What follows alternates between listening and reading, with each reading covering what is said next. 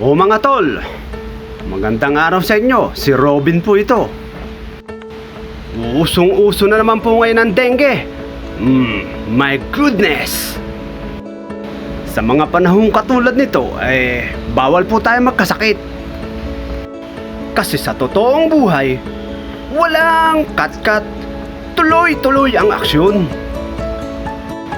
Kaya naman, babahaginan ko kayo ng mga kaalaman upang maiwasan natin paglaganap nito. At ipapakilala ko sa inyo itong dalawang halamang gamot na ito na malaking may tulong sa atin. At isa na nga po dyan, ang tanglad or lemongrass. At itong tawa-tawa na napakabisang gamot sa dengue. At yan po ay ayon sa pag-aaral ng mga dalubhasa para dito.